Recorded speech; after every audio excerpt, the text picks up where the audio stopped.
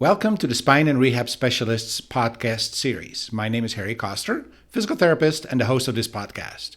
We are a physical therapy company with multiple clinics in the El Paso, Texas area.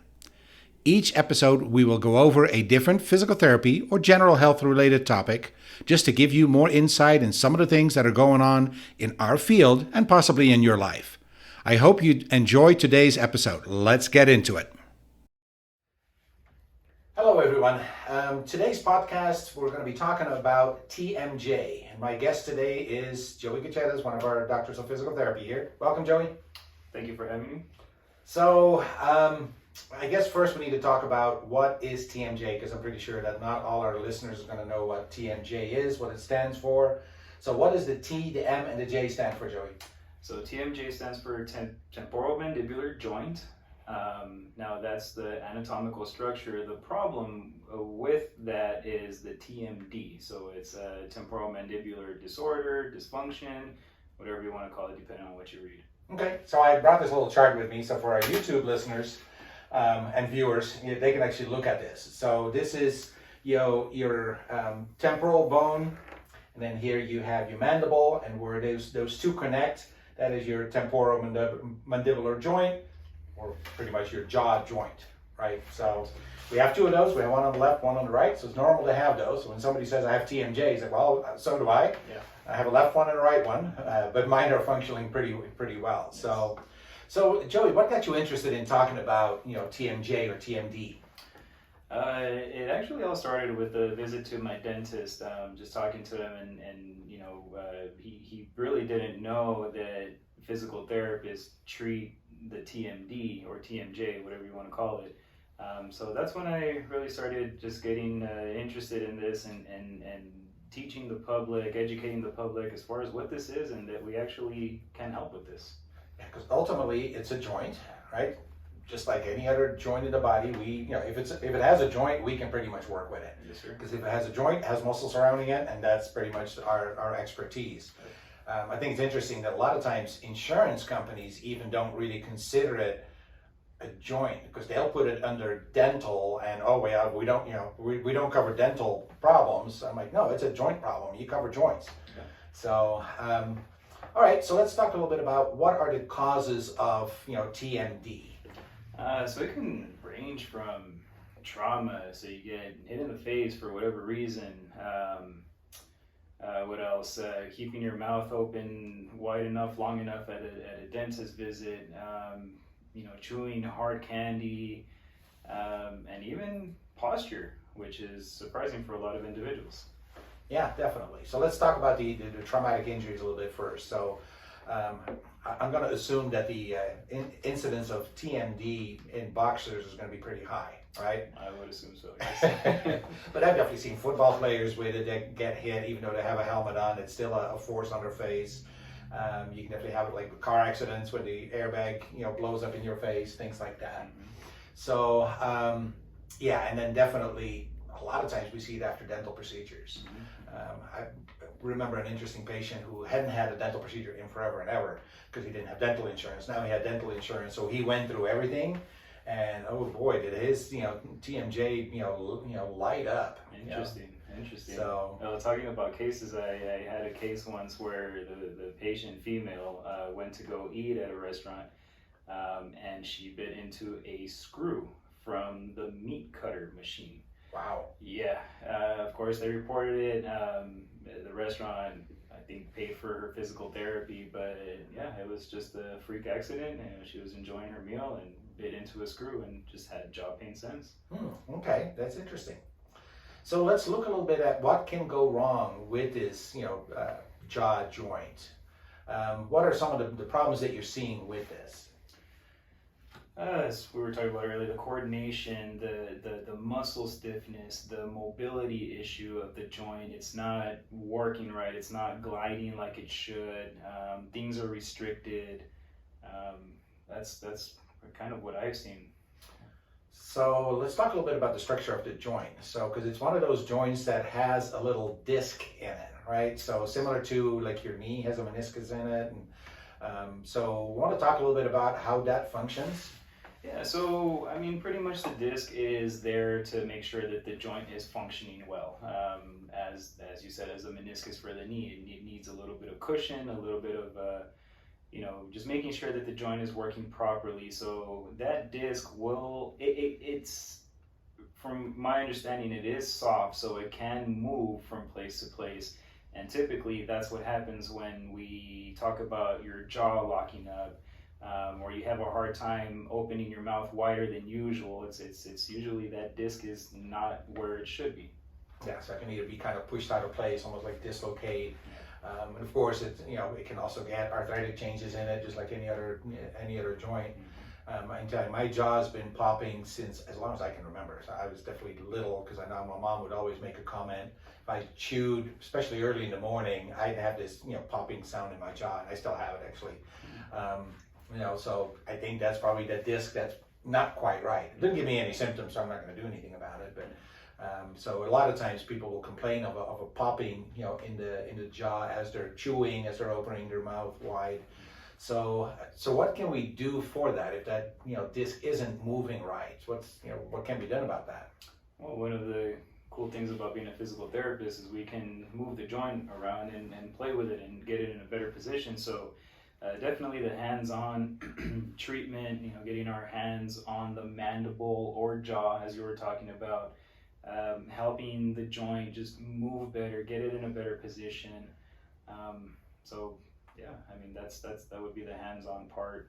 So, okay, explain this a little bit to me, because I can see you doing this on a knee or on an elbow. You can get your hands around it, you can get a grasp on it, but how do you do it with the jaw? That's a good question. So of course we put on gloves because we are going to be in the mouth. So definitely glove up, mask up. That's without saying with the pandemic going on. But yeah, we're gonna pretty much grab your jaw and mobilize it as best as we can. And typically it's not painful. I mean, sometimes it even feels good for the patient that the jaw is now moving like it should. So no, yeah, just take precautions, glove up, put a mask on. If sometimes I'll put a shield on if my patient's more comfortable with that, considering how close we are to their face. So yeah, obviously you're close to the face and they have to have their mouth open. That's pretty much it. So so it really does work like any other joint, doesn't it? Yes, sir. So okay. And then we can do some massage techniques if the muscles are really, really tight, and sometimes that's even on the mouth part, that you get to the muscles, right? Yes, and even some of the cheek muscles that we really don't think about them tightening up. Once we get in there and put some pressure on them, it'll light up the muscle. But sometimes it just needs that what we call a trigger point release or some massage just to get it to relax, and it feels better after that. Yeah, because definitely a lot of times these muscles, once they start tightening up, they just don't loosen up, and now people have difficulty with chewing or opening their mouth wide, but it can even give them problems at night, right? Yes. So all right, so that's the mobility part that we can really do hands on. And I know people immediately a lot of times feel that they can open their mouth wider. So now you go from maybe only able to have fluids or soft foods or so to like, hey, I can bite into an apple or a steak or anything like that again. Hopefully not a screw in it, but right. So all right, good. So what else do we do with these kind of patients? So I've been really kind of trying to perfect this treatment and this evaluation, and what I've noticed from my, I don't want to say experiment, but with my theory is a lot of it is actually coming from the neck, the cervical spine. The jaw and the neck are very, very close together, so one will affect the other. And what I'm noticing is typically when we start addressing the neck, the stiffness, the head position, the flexibility, things really start to improve at a rapid pace. Yeah, and to actually kind of go back to this picture again, so if you look at it, here's the jaw joint, and there's the neck. I mean, they are extremely close, right? They're pretty much within an inch of each other, so of course they work together. And I think a lot of the muscles that affect the jaw, I mean, part of them are coming from the neck, or they influence the neck. Yes. So how do you address the neck in somebody with jaw problems? So Usually, not all the time. We have to start from the basic and start with the posture. That rounded shoulder, forward head position that we're so used to being in nowadays with new technology, looking down at our phone, concentrating on the computer. That really just protrudes our head and puts our neck muscles in a not so good position. So even starting with that, just getting that head in a better place above the body rather than in front, maybe getting the neck moving backwards, some retraction since it's always forward. So yeah, sometimes it's just starting from the basic. Yeah, because those muscles, if your head is not in the right position, those muscles have to work overtime. Yeah, and we could do all the treatment that we want, all this massage and strengthening, but if the patient's just going to go sit down like that for the rest of their day, yeah, it's probably not going to be as beneficial. Yeah. So definitely when we have somebody that comes in with jaw problems, we look way beyond just the jaw, right? So we look at all the jaw muscles, the facial muscles, and everything. We definitely have to look at the whole. We have to look at the neck, the upper back, the rounded shoulders, and everything. So a lot of education involved in that, right? A lot of education, yes, and a lot of making sure that there's nothing else that is going on with the patient. I know sometimes patients report jaw pain. Well, in PT school, I remember that a heart attack can have jaw pain. So yeah, we got to make sure that the patient is a candidate to be here, first of all, that they're not having any cardiovascular issues. But yeah, I mean, usually when we rule that out, it's smooth sailing from there. Good. So now sometimes what happens with people that their mouth doesn't open straight, right? So they kind of have a deviation of the jaw as they're opening it. Yes. What can be the cause of that?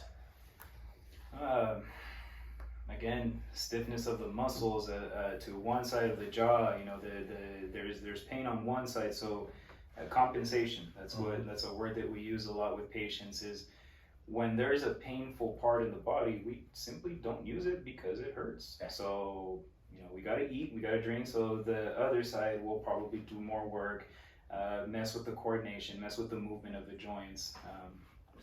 Yeah, so at that point we end up, really educating the patient, not just in moving more, but moving better, right? Because then you're talking about quality of movement, coordination of movement. So what does that look like for a patient? I mean, are there exercises that they can do or Yeah, definitely. So once we get the basics under control, the posture, their head in a better position, oftentimes using a mirror to see what you're doing will help correct the deviation or the coordination problem that they're having. So a lot of visual feedback from the patient at home, just to make sure that they're not just doing the exercise, but they're doing it correctly. Yeah, so there's definitely a lot of visual stimulation. I think it's always amazing how most people really aren't aware of how their body moves. Yes. And that's for knees and hips, that's for backs, but it's definitely also for the TMJ. So really makes it awesome, I think, for us to be able to correct that. Yes. So and if you think about it, how important is your TMJ? I mean, it's a tiny little joint, right? How important is it?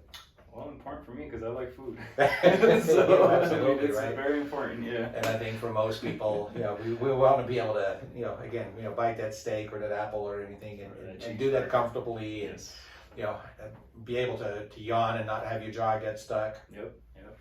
So for anybody that's out there that's maybe having some problems with, with their TMJ, so maybe having problems opening their mouth or it just hurts to do it, what's your advice? What should they do? I mean, so first of all, get in here. Let's if you're unsure of which route to go, do I need to go to a dentist? Do I need to go see my doctor? What is physical therapy going to do for me? Come in and talk to one of the physical therapists, free consultation, just to make sure that you are a candidate for physical therapy. We'll ask you some questions, make sure that, like I was talking about it earlier, it's not a cardiovascular issue that we're dealing with.